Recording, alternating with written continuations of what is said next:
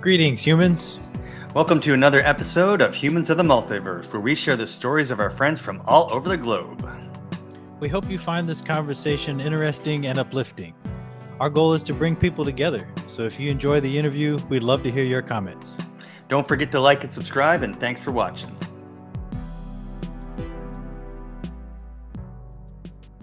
Today, we are very excited to feature Dr. Greg Little. Dr. Little is author or co-author of over 60 books. He is co-author of all MRT Moral Reconation Therapy workbooks, which have had over 4 million participants. He is a nationally certified psychologist, retired, specializing in criminal psychology, and he's a certified life coach. Dr. Little has authored textbooks in psychopharmacology, personality disorders, counseling, crisis intervention, obesity, and other areas of counseling. Dr. Little has been featured on 15 different documentaries, presented on 10 different network TV channels. He has also been a guest on over 300 radio shows. Leave a comment about your favorite part of today's discussion. And I have some authority in some things, but I'm probably wrong more than I'm right. And I'm often asked, what do you really know about this? And I tell people, well, I probably know less than nothing. And the reason that I say that is, statistically speaking, probably more than half of what I think I know is wrong. Therefore, I'm in the negative category. It's like maybe minus 10%. So I know less than nothing. Well, how we came across you was we started to do our own kind of mini Mound. We started this YouTube channel like literally 4 months ago after meeting at Cosmic Summit last year. Mm-hmm. And I made a post, something about we had visited Kolomoki and Etowah here in Georgia. Mm-hmm. And I had mentioned that we were going to be visiting all these, we were trying to visit all the Mound sites in our area. And you made a comment that was like, all the Mound sites? Are you sure? Yeah. And I was like, I think so. And you're like, well, that sounds like quite the task. And then I started looking into your work, and I was like, holy crap. Was I understating the, the significance of the Mound culture? And that's why we both ordered your book, and we reached out. And so I guess that's why you're here, and that's why we're really excited to have you. All right. Welcome to the show. It's great to meet you. Thanks for joining us today. Thank you. I appreciate it very much. And we'll see where this goes. But have you visited all the mounds in Georgia yet? No. So we just did Etowah and in Kolomoki. We're planning a trip with another YouTuber named Tyrone from Rebirth of the Word.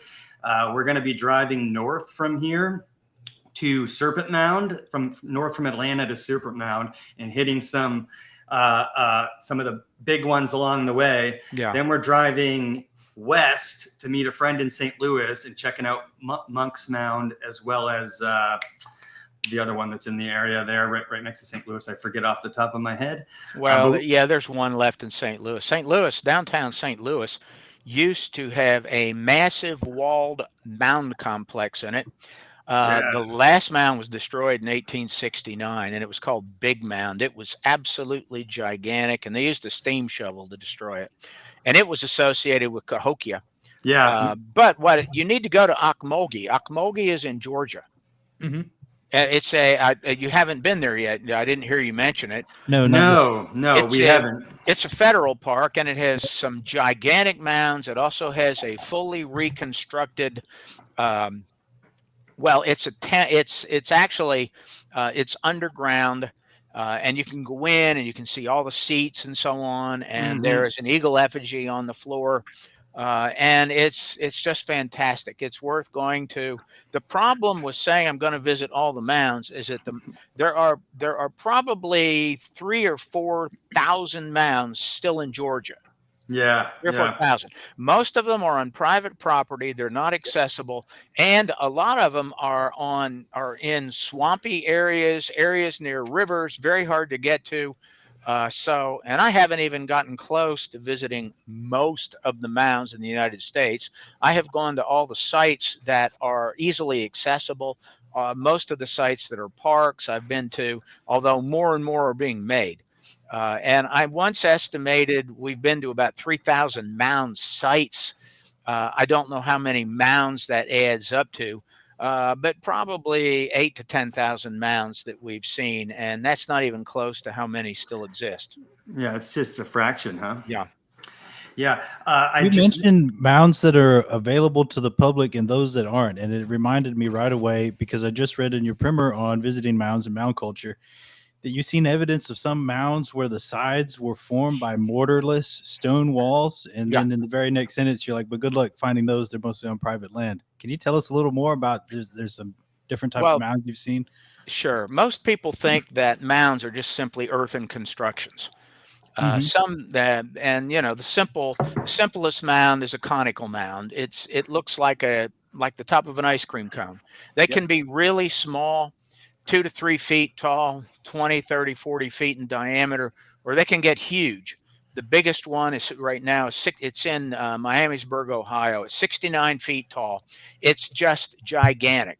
So if you went to the top of that mountain and started digging down, if you got down about 6 feet, what you hit at the Miamisburg Mound is you hit casing stones under about 6 feet of earth. It has a layer of stone. So if you went beneath that, you're going to get to more and more and more dirt. Eventually, you'll hit burials. Those are intrusive burials because the mound was built over stages. It started relatively small, and they kept adding to it and adding to it and adding to it, and it got bigger and bigger and bigger.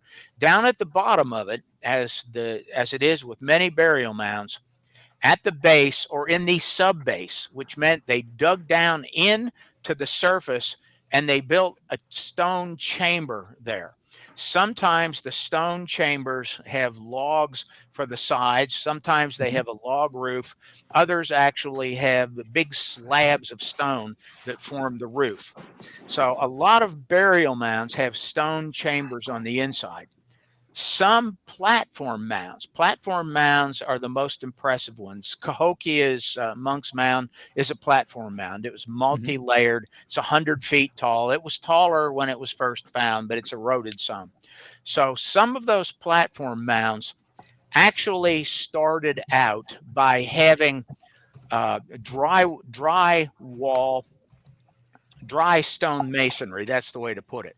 So it's stacked stones, flat stones, stacked up in whatever formation you want to make the mound with. And then in the interior, they usually put a lot of dirt. Sometimes there is a central stone structure in the inside that was used for either a tomb or a crematorium. A place where this happened, I can give you two off the top of my head. One is in a place called Lost City, Kentucky, which best goes by the name of the Page site. There were 87 mounds at the Page site.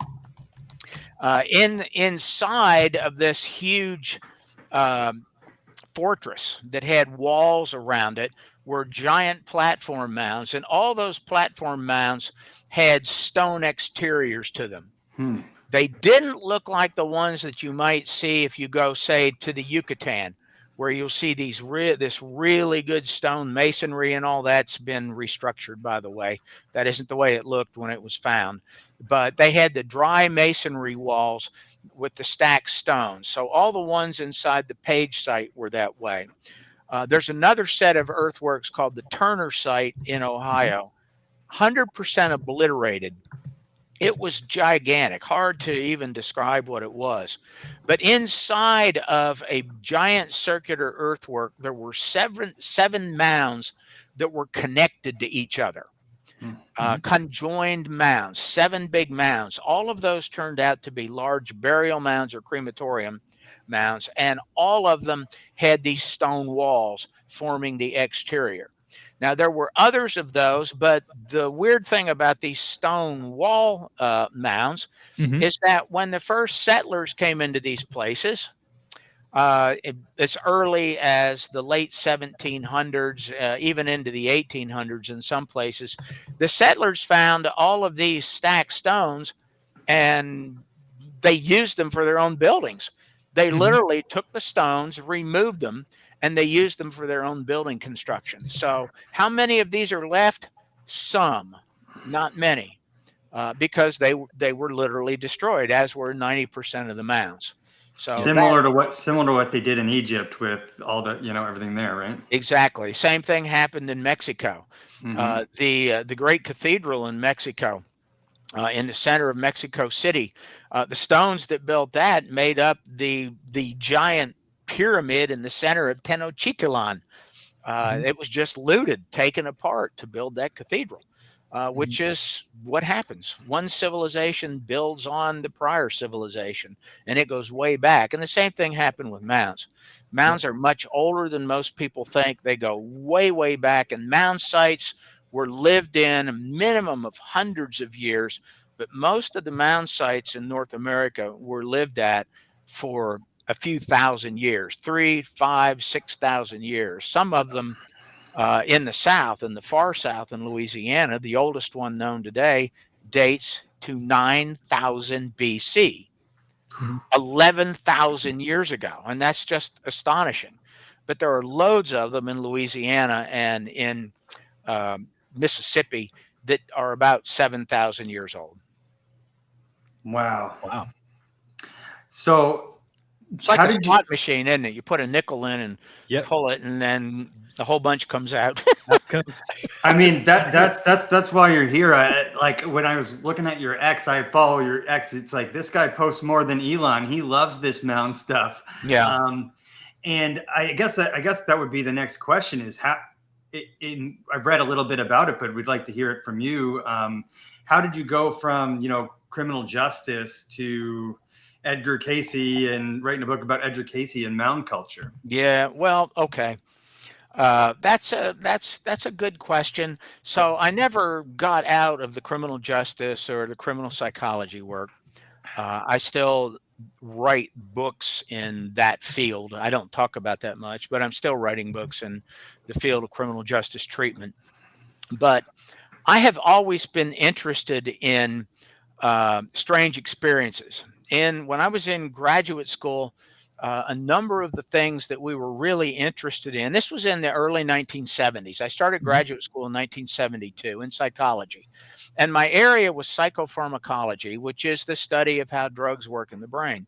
And at that time, the New Age was really popular. And I had a professor, my major professor, who had a PhD from Vanderbilt. He was a psychopharmacologist. His wife was an MD psychiatrist also from Vanderbilt. And they kind of took me under their wing, definitely. And they started taking me to things that they were going to investigate.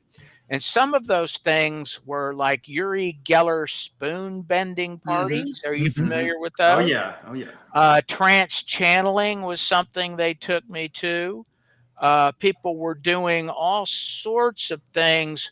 And I watched the spoon bending, tried it, didn't work for me. I was always very skeptical of all the trance channeling that I went to with them. I always went with them. And then in the laboratories, we had these huge laboratories. It was a very high ranked program at the time. And we decided to test out a whole bunch of things that were in the literature, such as pyramid power. People would claim that if you built a pyramid and you had the exact right dimensions to it, you could put a dull razor blade in it and the razor blade would sharpen. They also said that you could put plants in it and plants would grow faster, things like that. So we literally built the pyramids and we tested it out. The razor blades did not get sharp and the plants did not get better. They didn't grow faster. In fact, they didn't do too well inside of the pyramids. Right. Another thing that we tested that did work, however, and this we never wrote up, but we tested this and retested it, and we used a 9-channel physiograph, and we tested, could a philodendron, did philodendrons have feelings? A giant philodendron plant. So we wanted to know if philodendrons had some form of awareness or consciousness. And I didn't make up this study. It was two professors that decided, let's do this. So here's what they did. They put the philodendron in a lab with the physiograph, and they connected the leads to the philodendron to see what kind of electrical impulses that it had. And sure enough, philodendrons have electrical impulses. It's the same thing that you would do if you were doing an EEG and EKG in a human. You'd have all the leads around your head, and then you'd have some connected on your chest for breathing and for heart rate and so on. You'd also look for a GSR, galvanistic response. And so we did that with the philodendron. Then they had 6 of us graduate students reach in and pull out a piece of paper. And we went into separate areas. We weren't allowed to say what was on our paper, but we opened it up. And in mine, it said, walk into the room and stand there for 1 minute. Don't touch the plant, just stand there for a minute. So I walked into the room when it was my turn, and I simply stood there a minute, and then I left. One of the 6 of us, on the piece of paper, it said, walk into the room and tear a leaf. Stay in there for 1 minute and then walk out. And then in the next step, we would walk in one by one and stand for 1 minute. Meanwhile, the two professors were analyzing what the skin response, the GSR, galvanistic skin response, and what the physiograph said, and they were able to easily determine the person who tore the leaf, because when that person came into the room, it all went like this. They could tell. With the rest of us, it was a nice, steady response. We repeated this experiment several times. They didn't have any idea how in the world are we going to write this up? What are we going to do with it? So we didn't really do anything. In recent years, this kind of thing has been replicated in different ways. Plants, trees, and so on. And it is very likely that plants and trees of all kinds have some sort of awareness. I'm not saying it's conscious awareness like we might have, but they can sense things. Maybe I've believed for years that it's electromagnetic in nature, that they're sensing electromagnetic fields, but that's another whole story. So, okay, to take this up, yes, sir. Would the results of that experiment, would that constitute memory of the 6 people remembering which person, or is it more like just a dog detecting a smell that they don't like, or is that memory? Well, you could say the dog smell is also memory too sometimes, or noxious. There's such a thing as a noxious smell. Yep. My dog or our dog can sense the difference between my wife and I. Which she can too, for that matter. But the noxious odor of something rotting, we have an instinctual memory. Yes, to avoid exactly. That's but 1 out of 6 people that tore a leaf, could be their cologne. So it could be memory. My master's thesis was done on memory in houseflies. And that's another, we use this bizarre drug called cyclohexamide. And all this, while I was doing all this, I was intensely interested in UFOs, because you were asking about how did I go from one area to another. So I had this interest in UFOs. But this drug, cyclohexamide, was really interesting. I actually brought that experiment into my first book, which was about UFOs, but it was mainly about Carl Jung. So all these experiments led me to that. This was my first book. It's called The Archetype Experience. And it was a follow-up to Carl Jung's last book, published in 1959, called Flying Saucers, a modern myth of things seen in the skies. And because nobody ever understood Jung, I decided I'd write a follow-up. And that was in 1982, after I got my doctorate. And I waited till I got my doctorate, because I knew that, my God, if I write about this stuff, I'm going to have trouble from all the academics. So I waited. The moment I got out of my final dissertation defense, I started working on that book. So in that book, I talked about Edgar Cayce. And the reason is that Cayce and Casey's abilities were sometimes mentioned in psychology textbooks, and I had an interest in it. And Mhm. again, I believe all this stuff is electromagnetic and plasma based, another story. But that's how it started. So I finished writing this book in 1983, and I started shopping around for a publisher, which I did back then. How you did this is you wrote the manuscript, you had to print up a bunch of copies, and you'd mail them out to a publisher, and you'd wait. You'd send the Mm-hmm. query, and you'd wait, and you'd wait, and you'd wait. Mm-hmm. It took roughly about a year for a publisher to say, okay, and then another year for it to get out. But after I had finished it and a publisher accepted it, I actually remember wondering, okay, what am I going to write about next? Because I was already done with UFOs. I had said what I wanted to say about it at the time.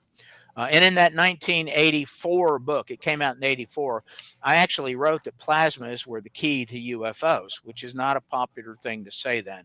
So It certainly here's is now.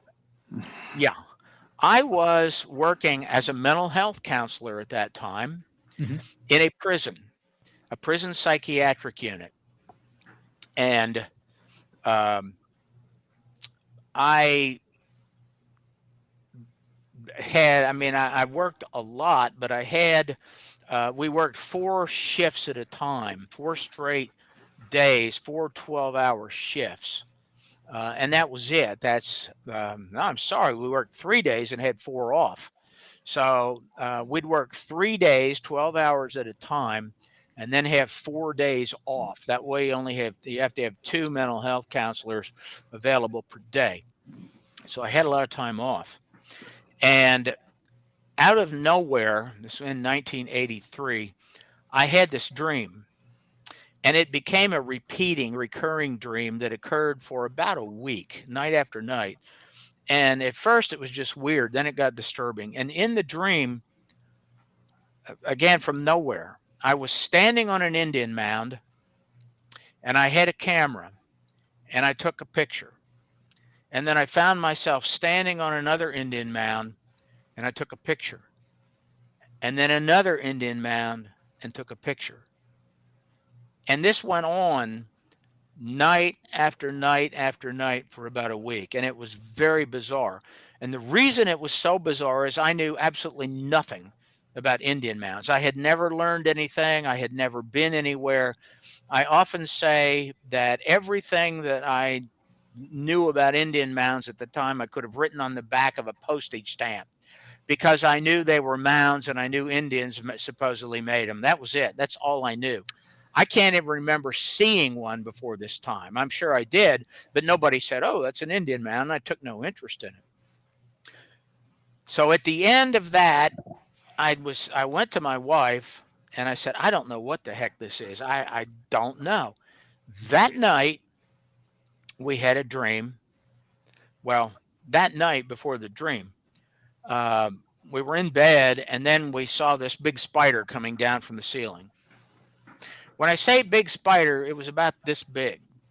Jesus. Very colorful spider. Absolutely true. We both kind of freaked out. We turned on all the lights. We started looking for it. We knew it came down on the bed. We literally took everything apart, got in the closet, looked everywhere, couldn't find it. And we sat down and we decided we just had a folie à deux. And the reason I say that is because the lights were out. You probably didn't catch that when I gave the story, but the lights were out. We both described seeing the exact same thing. And a folie à deux is French word for joint hallucination. Yep. They're very rare. And at that point, we both decided we got to do something here. And I want to go look at an Indian mound. And the closest mound, we lived in Memphis, where we still do. The closest mound is a place called Chucalissa. It's run by the University of Memphis now. So we drove out there. And when we got there, never been there before, we walked in the door. You have to go into the museum first. And they had a display there, a big display sign. And on that display sign was the exact spider we had seen. Same color, Everything. Both of you. Was Yes. that very rare to see a spider in your house, especially in your bedroom, coming down I've from your never bedroom ceiling seen like that? I've never seen anything like that again. I have seen in Guatemala a spider that is absolutely that big, Right. but it didn't have the same color on it. Now I Right. had that, and then while we were at Chucalissa, I decided that okay, I need to go and visit every mound that exists. I don't know where this came from. I need to go to every mound that exists and make a That was photographic us. record of it. It never occurred to me that I was going to do an encyclopedia, and I can't recall exactly during the next 30 years or so when I decided to write an encyclopedia about it. So I'll hold this up because there's one more dream I want to tell you about before we move on. This is the encyclopedia, the current version. There were two editions of it, Mhm. and it's got a lot of the photos we took and other things in it.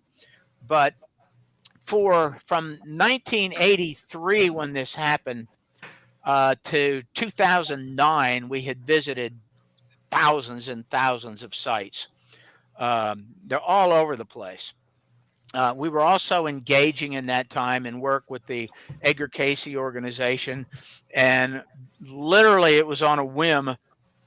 I decided that we were going to go to the Bahamas and do some underwater searching for underwater archaeology ruins and plains like Bermuda Triangle plains. So we started that task in 2001.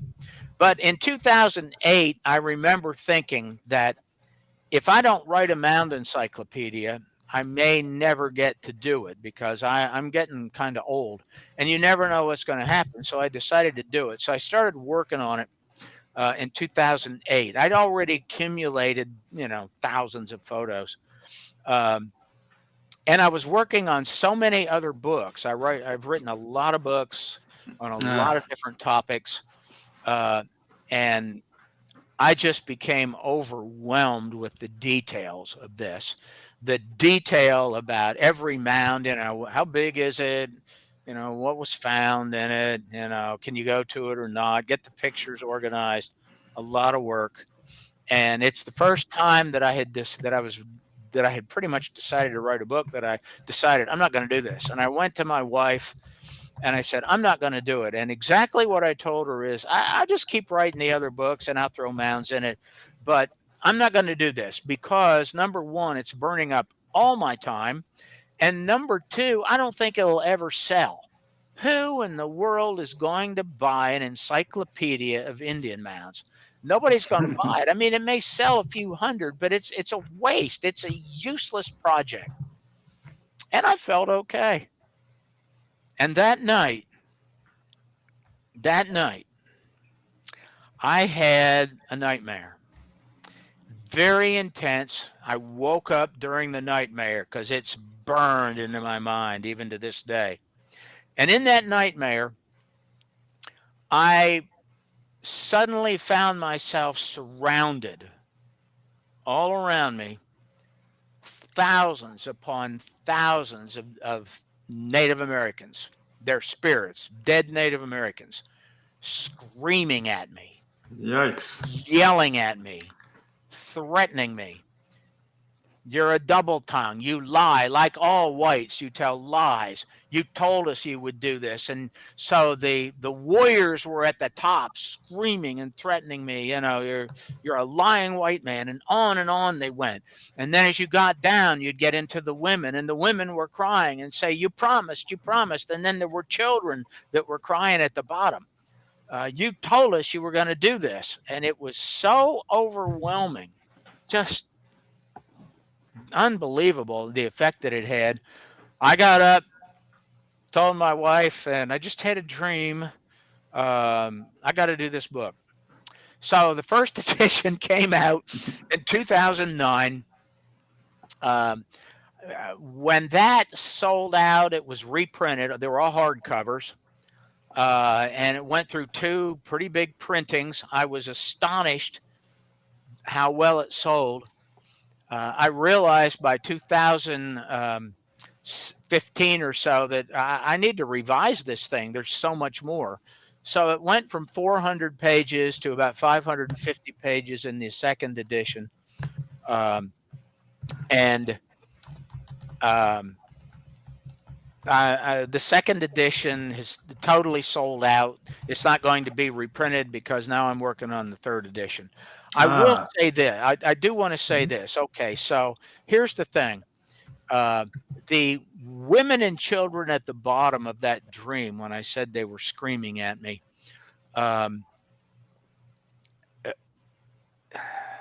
what they were saying was that they had been forgotten, that the Mound culture, which was everywhere in the Americas before any Europeans came in, before their culture just instantly died out over the course of 50 years after DeSoto went through in the south and southeast, and Coronado went through the whole west, and they spread. They're the ones where all the diseases spread, and it literally wiped that culture out.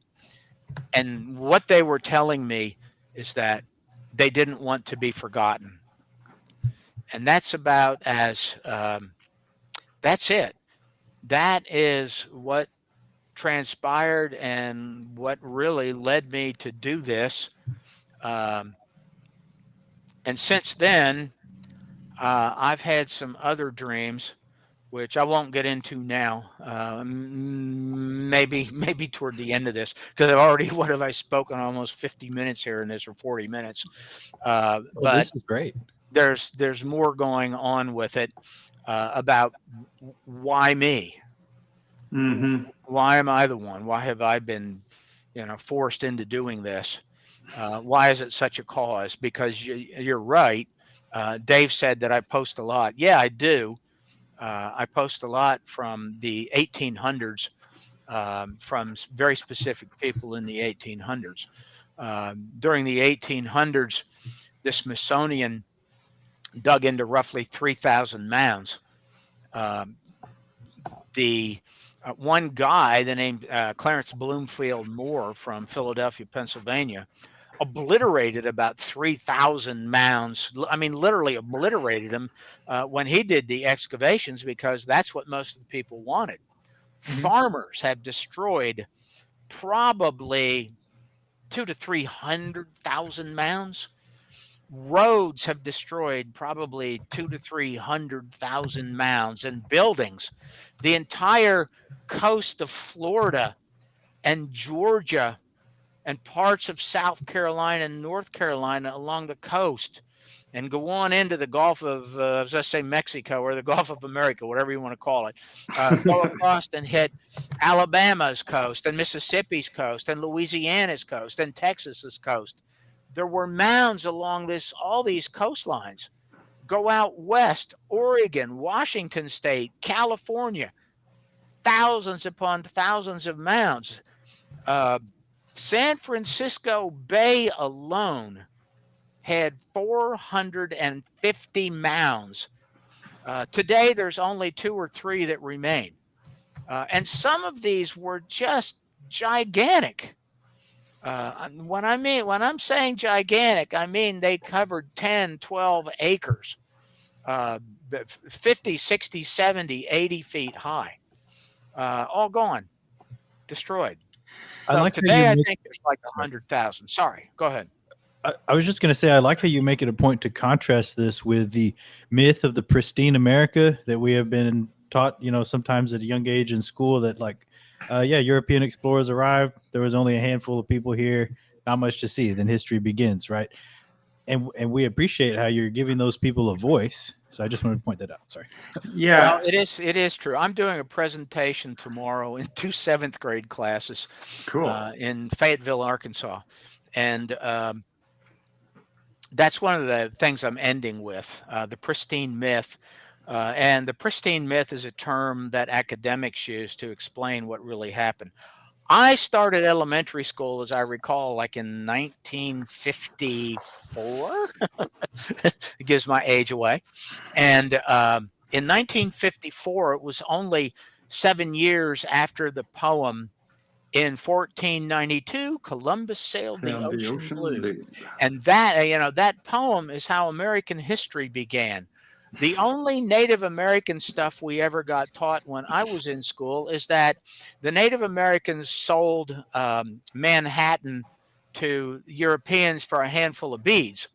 Now, if you really did, that's the story. You used to hear that all the time. Well, Right. the Indians, they took a handful of beads. Well, no. What really happened is, yes, some Europeans came in and they went into a village and they found somebody in the village who said that, or at least they interpreted it as he spoke for the people. And they handed him beads and gave him a piece of paper and asked him to put an X on this, and the land, we're gonna move in here. So that was it. So that particular individual that put the X on the paper did not speak for all the other people there. In Right. fact, those individuals didn't know what they were doing. They had no idea, because they had no idea of ownership of land anyway. That's Native right. Mhm. Americans did not have that concept at the time. You lived on the land, you interacted with the land, you honored the land. You would move on so you didn't really destroy it. And later you'd come back to this area, but they didn't have the concept of owning land. Now, tribes did have the concept of having, kind of boundaries. They had a no man's land in between where they were. And that's well known in the East about kind of the no man's land. You can go in there and hunt, but be careful. Don't go too far. And that's where their problems occurred. Hunters from different tribes would come and interact.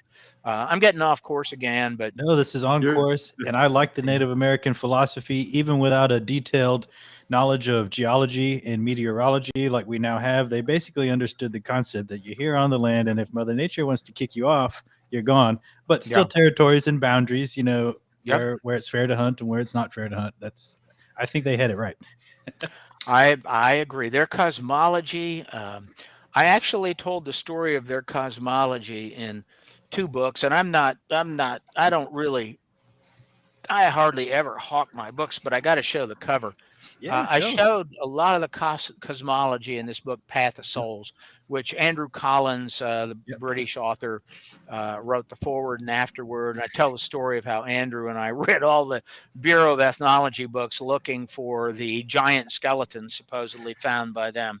The, And the cover of that photos or that book is beautiful, by the way.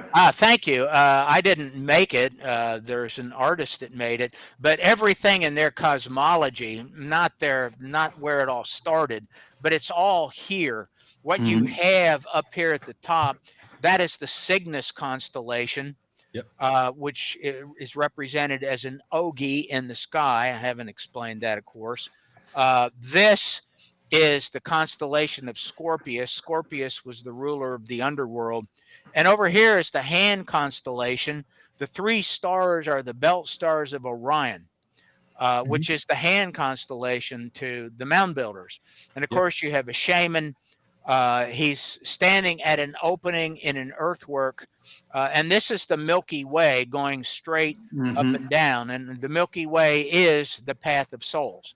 Right. So it's all in that cover. Very Uh, cool. so, all right. I wanted to ask, since you were bringing up destruction of these sites just based on development of our society and that kind of thing, roads, all that thing. I wanted to ask what your opinion was of the Native American Graves Protection and Repatriation Act. We had an experience with that at Etowah Mounds, where we were looking forward to seeing the museum, and there was just a portion of the museum we could see. We could not go into, that they had you've been there, correct? Yep, I've posted photos of everything they had in the museum. Yeah. What you found is the same thing. You said you went to Kolomoki. Yes, Mhm. we did. Did you Yeah, go into the museum there? we did. Yeah. That one And was was it much smaller. open? Did I mix those up? Was Kolomoki the second one? Kolomoki's got a gigantic. It has a burial pit that you can see down into. Yeah, that's the one that they had closed. I had that mixed up. Okay, Yeah. well, Mhm. Kolomoki That's right. has incredible artifacts in it. Etowah had the white marble statues. There were actually 11 statues pulled out of the Etowah, Georgia mounds. The two white marble statues, it's a male female pair. For many, many years, they had those displayed in the museum. Well, those have been pulled and they've already been repatriated. So the same thing is true at Cahokia. When you go to Cahokia, Mhm. the museum at Cahokia is closed right now. It's supposedly supposed to, they've said it was going to open up in mid 2025. Now they've pushed it to the end of 2025.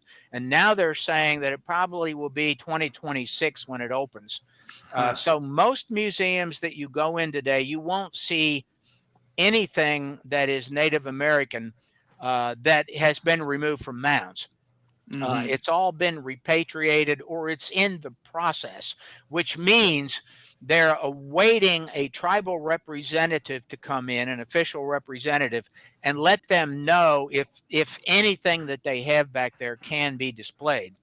So my opinion of it goes back to when we started visiting mounds after those dreams and after our first visit to Chucalissa. Because when we visited at Chucalissa, you could go out. We saw the stuff in the museum, and then the first thing you went into was a fully excavated burial mound. And so you'd be down in the bottom of the burial mound, and what you would see there are the skeletal remains in situ, which means in place exactly as they were found. So Hmm. you'd walk on a walkway around the top and you'd look down and you'd see these exposed skeletons. Yep. And there would be pottery next to them uh, where the pottery was found. And we found the same at Dixon Mounds in Illinois. They had probably about 100 skeletons on display in the museum. And Dixon Mounds fought it for years. 1990 is when they were forced to remove them because of NAGPRA, that the law NAGPRA. Hmm. The same thing at Wycliffe Mounds. Moundville, Alabama had the same thing. And I got pictures of the skeletal remains at all those places. I don't put those on um, Twitter or X, nor will I. Yep. But I got a lot of photos, and of course, the old literature is filled with it. How do I feel about it? I felt really weird seeing all those skeletal Hmm. remains back in Hmm. the 80s. Um, they did that. They used to bring children's groups in from schools, and I watched some children at some of these places looking at the skeletons, and the kids were transfixed by it. You know, they're wide-eyed and mouths wide open looking at this. Um, but I don't think that was a good thing. At the time when they did all this, when they established this, there were still arguments that, well, the people in these mounds aren't Native Americans. Hmm. They were from a lost race of people.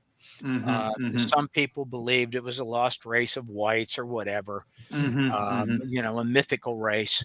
Hmm. But it was the ancestor of the Native Americans, and that's been proven. And when I say it's proven through genetics. We Yep. know through Right. modern genetics that the skeletons that were found in the mounds directly are linked to the tribes that are around today. I, So the ancestors of modern Native Americans built the mounds. Sorry. it's okay. I suppose that sometimes they run into where it's like which local tribe actually has that. That's what that's typically there's arbitration going on about that stuff. That's what the holdup is Yeah. typically. Okay. So I've had a lot of discussions with museum staff on that. And for Mhm. example, in Florida, there are Calusa sites, sites that display Calusa pottery. Well, the Calusas were killed off to the last one, supposedly. So there are no descendants of the Calusa. The Temecula, very few Temecula live today. And what happened was DeSoto went through in 1539 to 41. Coronado went through the same years in the West. So when DeSoto went through and was done in 1542, uh, 95% of the native population died. That is not in dispute. A lot of Mhm. people want to argue about it, but it's not in dispute in science or archaeology. So, 95% is a lot. It means only one of every 20 Native Americans around at the time survived. And so they started moving around if you're in a city, say with a population of 100,000 people, and a couple of, a year later, there's only 5,000 people left, and nobody's left to bury the bodies, what are you going to do? You're going to get out of there. Yep. And that city becomes totally overgrown. And so there were huge movements of people back then. Starting around the year 1550, 1560, there were massive movements of the people that remained. The Seminoles are a group of people that came in, probably from the Creek areas of Alabama, came down there and became the tribes of Florida, but they're not the Calusa. So there's a lot of arguments in this. The tribes moved around. Mm-hmm. So, but the way the law is, that we know that they're the ancestors, and basically, a tribe can claim it if they have a legal representative, people that are authorized as NAGPRA representatives. They can claim it, and the museums are cooperating now. It's sad in a way that some of their most incredible artifacts that show how amazing they were. I mean, some of their pottery and artifacts are just amazing. And the statues, people think Mm-hmm. these were primitive people. And in old books, they're called savage, older, and Mm-hmm. over and Mm-hmm. over. But they're not. De Soto described them as extremely clean, very well dressed, colorful clothing, beautiful clothing. They had pearls, pearl necklaces. They had beautiful tattoos and paintings on their face. Their temples were described as absolutely incredible. The interiors had life-size statues. At one place where De Soto went in Georgia, where he met the Lady of Cofaquete, the Spanish chronicles described it in detail. And at the top of a 65-foot mound, there was a temple up there that they measured. It was 40 feet wide and 100 feet long. So it Wow. was, interior was 4,000 square feet on one level. It had giant pivoting wooden doors to open up. I mean, they were on pivots, Hmm. just like, and they pivoted open. They went down a hallway, and down the hallway, there were 7 pairs of life-size wooden statues that they and hit the guys that there were 4 chroniclers with De Soto, and those are the people that write down everything that happened, and they described it all. They said these 7 pairs of statues were matched, and they had different weapons at each pair. And when they got inside, they said all the walls were filled with wooden chests, extremely well made wooden chests. And in front of the chests were row after row of full size statues of humans. And the statues were covered with clothing. They had beads and pearls, strings of pearls around them. And the clothing was just beautiful. Did they Well, have distinguished facial features all or? of them, and Wow. it's believed that the statues all represented real people who once lived. In some of these wooden chests, they found the bones of these people, and they were the earlier rulers, the shaman and the medicine people, medicine men and medicine women of the society. So lots and lots of these temples, they weren't tiny little hut. People say all the time, Yeah. oh, they all lived in huts. That's nonsense. That is not true. And they didn't live in wigwams. That is a total, you see these old shows and they live in wigwams. Well, I, that was done in the Southwest and the plains. Yes, they did Yep. live in them in historic times because they had to be ready to pick up and move. They had to be ready to move on a moment's notice because they were being chased down and killed. that's literally what I learned in the 6th grade. I had to make a wigwam out of birch bark to represent the Micmac natives. I'm from Nova Scotia, Yeah. and so that's who was there. But it's just so interesting to me how we got such the we got nothing of the full story growing up of this culture. It just blows me away. Do you have a, I don't know, like a conspiracy theory, for lack of a better word, of why that is? I can tell you why it was. First of all, nobody knew all this. Yeah. By the 1950s, when they were writing the books, nobody knew. Now, part of this, the pristine myth, there's a really famous painting by Jacob Gast, and I think it was 1873 it came out, and it was about manifest destiny. So when the first Europeans came in, the mound sites had all been abandoned, except extreme southern Mississippi and a few other mounds in the west. They were still occupied till about 1700. But the reason they were occupied by 1700s, no Europeans had gotten there yet. Mm-hmm. I mean, that was still unexplored land. The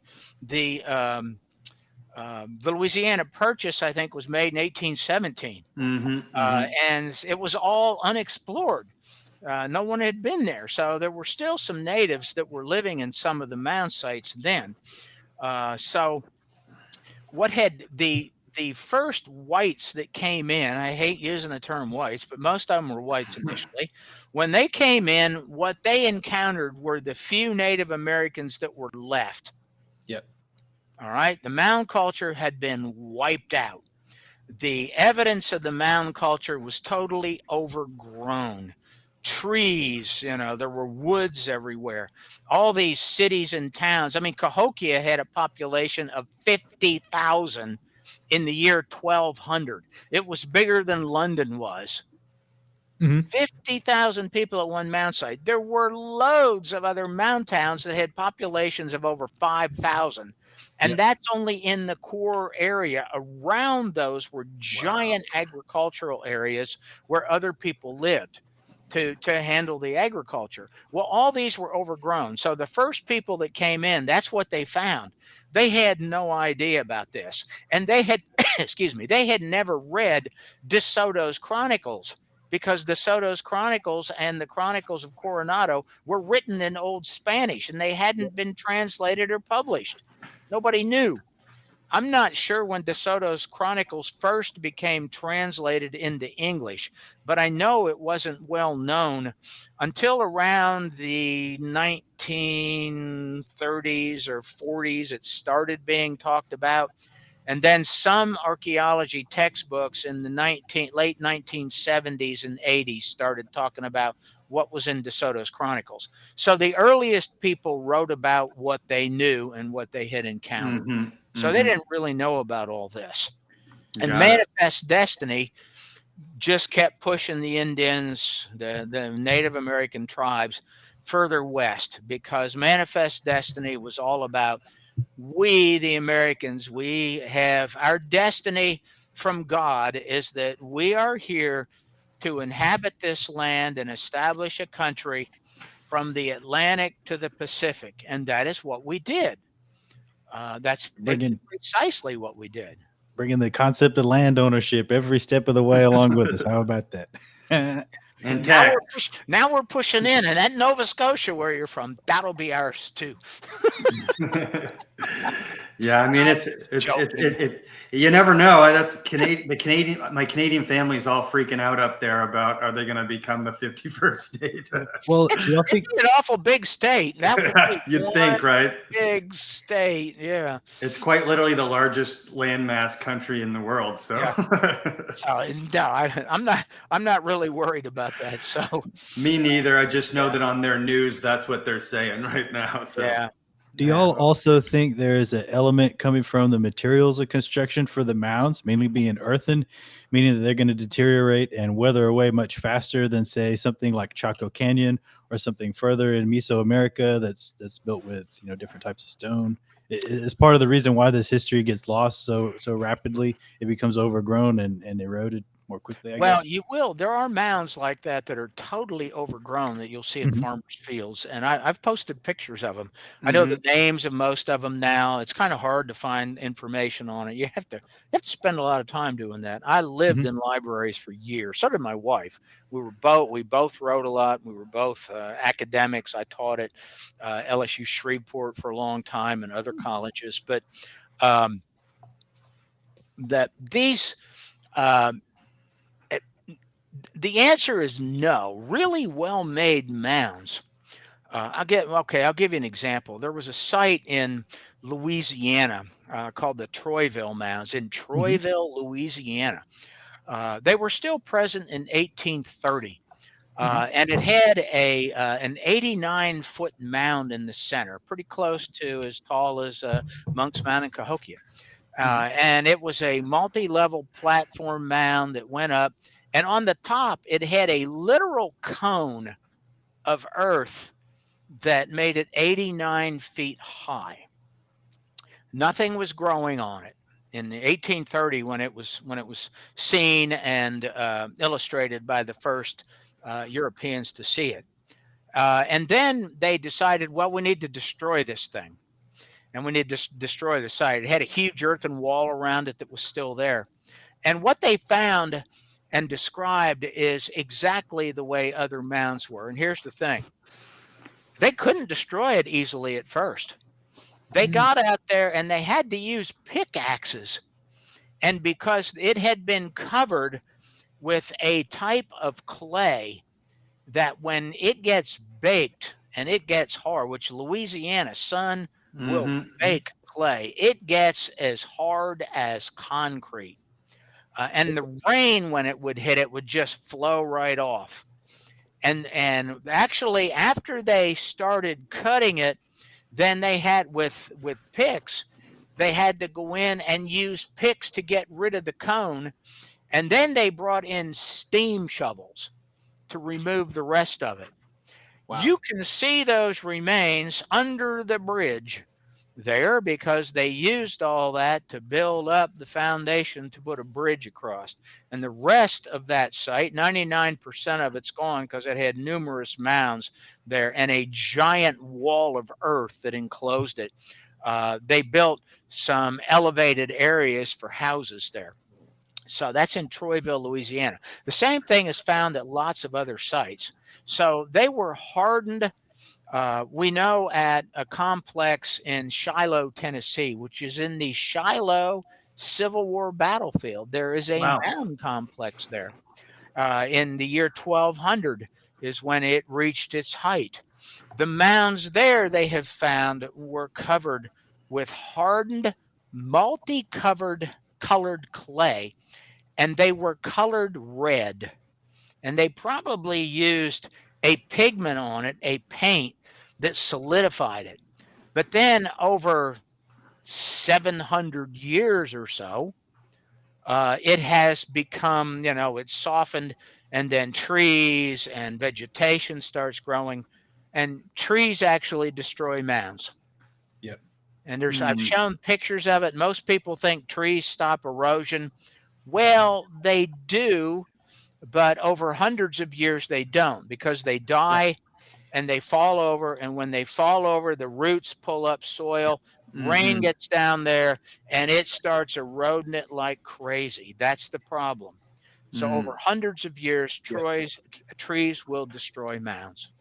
So in the short term, they help hold the dirt together, but in the long term, the They growth of those roots can ruin structures, and then they they fall do over. ruin structures. There's Yeah. no doubt about it, and that's why today modern mounds are they're removing all the trees. Can you guys show a screenshot of something here, a Sure. screen If video, Yep. you Sure. something that should. I do? To demonstrate really how big some mounds are. That is me walking down the ramp of this platform mound at Winterville, Mississippi. Yeah, that's me. Wow. That is how big this is. And this is not close to the biggest mound in the Mm-mm. country. This is at a site that had like 15 giant mounds like this.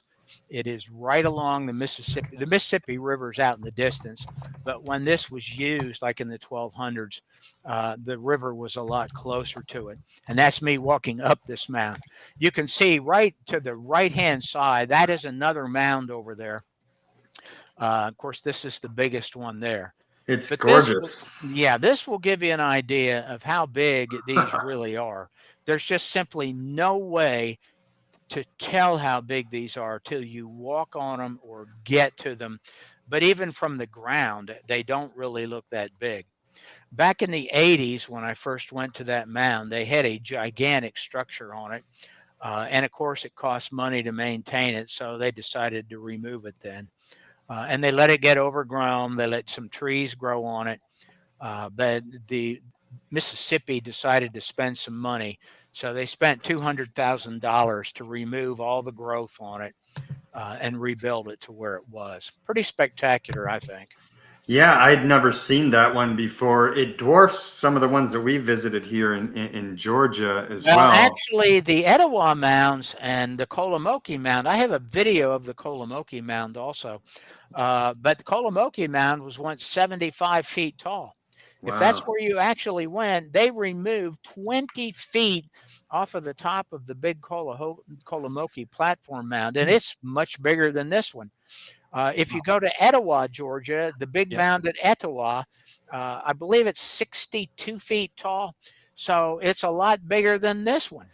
That one looked like way broader with a much wider approach to it. Well, they've rebuilt the ramp on this one. So yeah, it looks bigger from the air, but it's not as big as the ones you were at. And like I said, you just cannot tell.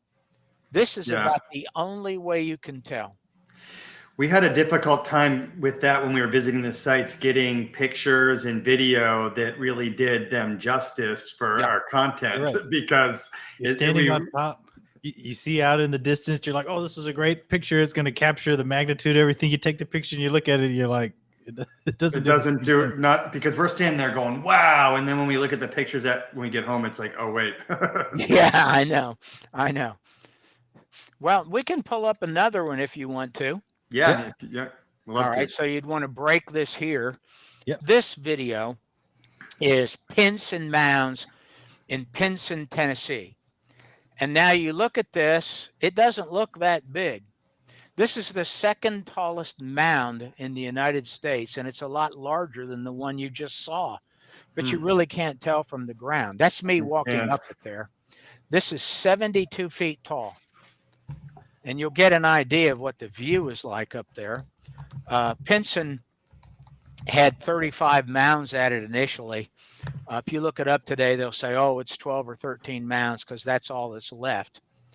It is very, very large. It doesn't have it doesn't have a ramp on it. So that's a direct, straight down aerial of it. And this particular shot here will give you an idea of how big it really is. Wow.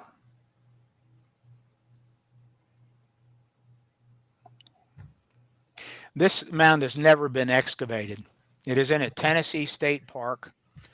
And they recently removed all the trees off. This is a mound at Pinson. This is the oldest, not the oldest, but it used to be touted as the oldest platform in the United States, platform mound. And it is 2,400 years old. And this is a dual burial mound called Twin Mounds at Pinson. And I was actually inside of this when it was being excavated back in the early 1980s. I got some black and white photos of what they found on the interior of that. But there are a lot of these mounds that, again, you just cannot tell how big they are. I mean, these look small, but they're not. They are not at all small. The Pinson site is very old. This mound, Saul's Mound, is dated to about 100 BC. And it's from core samples. Again, it's not been dug into. It probably has a gigantic tomb at its base. Wow. And it would be quite a task trying to excavate this mound. Without excavating it, would it be possible to use ground penetrating radar to at least It, determine the presence of cavities? they've tried. It won't go that deep. Ground Okay. penetrating radar won't go that deep. It's like Monk's Mound. They've done ground penetrating radar at Monk's Mound at Cahokia. But what they found is a big layer of stone down there. Monk's Mound has an anomaly in it. Hmm. Monk's Mound is the largest mound in the United States. It's 100 feet tall. It's somewhere between 14 acres and 17 acres, depending on when it was measured because of erosion. And it covers more acreage than the Great Pyramid at Giza does. Wow. There are sites in America like the Newark earthworks, which are the largest geometric earthworks in the world. Mhm. Well, just one enclosure at Newark, earthen enclosure, you could put 4 great pyramids inside and have some room left over. That Mhm. is how big those earthworks are in Newark, Wow. Ohio. Wow. So people just don't know. People do It's not, Americans don't appreciate what we have here. And it's a shame. You brought up earlier about artifacts being removed and pulled out of display at museums. It's a shame because we have so many incredible artifacts, millions, hundreds of millions of artifacts have been pulled from mounds in America. And that is a shame because it was a desecration. But the truth is, that's how we know about how incredible that culture was. Mhm. Um, and most of those are now being pulled from display. And how do I know it's hundreds of millions? One site in Louisiana, one site in Louisiana has had several million artifacts pulled from it, and that's the Poverty Point site in Louisiana. Mhm. And it dates to 1800 BC. It's 3,800 years old. Mhm. And they found nearly 2 million artifacts at that one site. Mhm. it's This a is just, bit go ahead. Sorry. it's okay. It's just a bit laughable to me that I grew up thinking that these, like, learning that these people were hunter gatherers when they were obviously anything but, when they're building hundreds of thousands of mounds, thousands of complexes. I wonder. We're getting close to the end Yeah. here, and I wanted to Mhm. just ask you kind of sort of a question to round things out. You mentioned at the sort of at the beginning this sort of task you've been forced to take on. Um, why did you use the word forced, and where is this going? Like, is there an end to this for you? Well, I'm working on the 3rd edition of the Mound Encyclopedia to update. And then I plan on doing a book on artifacts, a full color book on artifacts. The Mound Encyclopedia has to be in black and white. Just in terms of economics, nobody is going to be able to afford it in full color because we're not going to have it printed in Singapore or China. Sure. And in the United States, it's not feasible to do that at an inexpensive price. So where it's going, those books have to be done. And I am 75 years old. Mm-hmm. So I have no idea how much longer I will be here. And um, my path, I'm just continuing on this path. And I'm okay with it. I'll do the next version of the Mountain Encyclopedia. I don't know if I'll ever do one after it because I'm totally rewriting this version. The Mm-hmm. second version was a major addition and Mhm. correction, and I put things in there that were new in it. This one is a much bigger rewrite. So where it goes beyond this, I'll solve the great mystery, and I will discover if the path of souls is real or not. And that's what happens with death. They would often Mm-hmm. say, I'm going to solve the great mystery. Whether or not you remember it is another question. They believed in reincarnation. Yep. They didn't believe that everybody reincarnated. They also believed that some people could resurrect, which is why some people were put in tombs.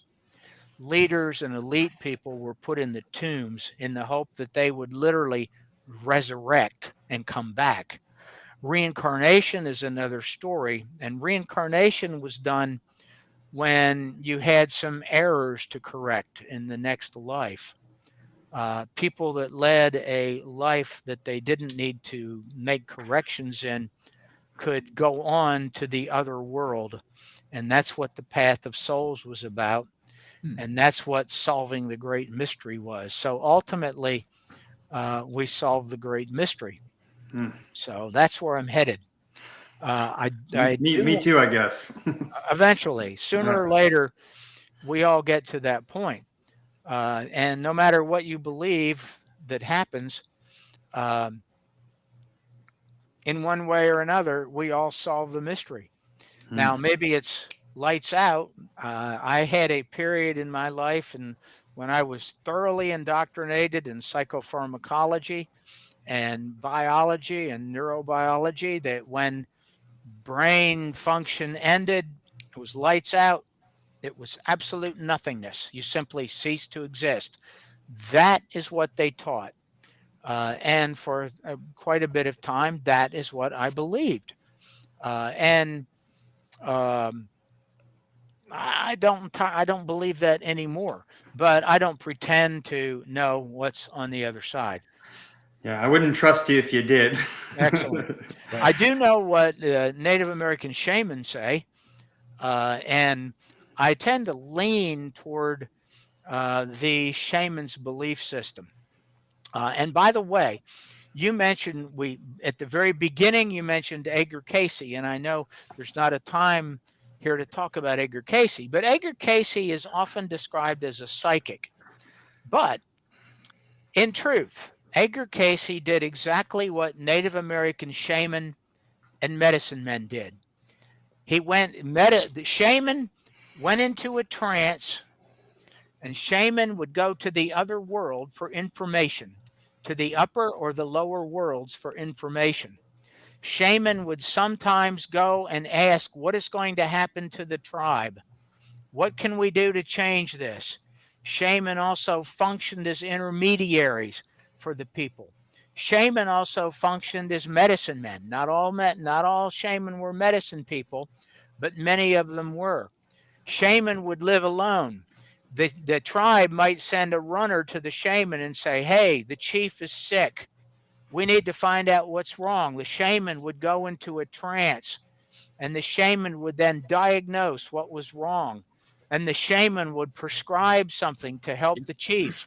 Sometimes the shaman would say, there is nothing we can do. Yep. But they would often prescribe very simple herbs and other remedies. And all of those things are exactly what Yep. Edgar Casey did. Yep. Edgar Casey, in truth, was one of the very first historic modern shaman. And he himself never said he was a psychic. That was the early newspapers.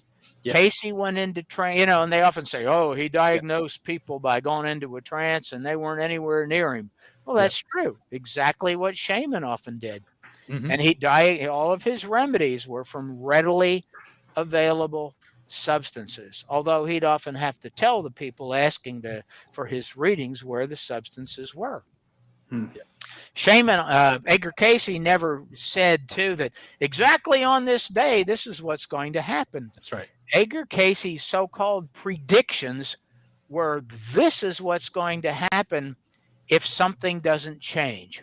Mhm. Even the being in the ARE itself and one of the spokespeople for the ARE for many years. That's the official organization. I Mhm. can tell you that Casey never gave a prediction where he said on this date something's going to happen. He often, like his prediction about the Great Depression, he gave two readings that said that there is a great disturbance occurring here. And he was telling a man had asked him for a reading on financial advice. And he told the guy, you need to get out of the stock market because there is a great disturbance coming. He didn't say when it was coming, but he said the first one he gave about 9 months before it happened. And the second reading he gave was about 3 months before it happened. And that's been widely touted as well. He predicted the collapse of the stock market. Well, he didn't say exactly when it was going to occur, but he told a guy, there's a big disturbance coming and you should probably move your money out of the stock market. By the way, the guy didn't follow his advice. Yikes. Are you familiar Yikes. with the future forecasting group? They basically they kind of do remote viewing targets. They share the results with each other and sometimes post the stuff on the internet on YouTube. It's very interesting data points. I am slightly familiar with it. I have participated in a couple of the remote viewing things on the internet where they'll show an envelope and say, what's the drawing in it? And I've done that a few times. I've never been right or close Right. to being right. But then I draw little stick people. So, yeah.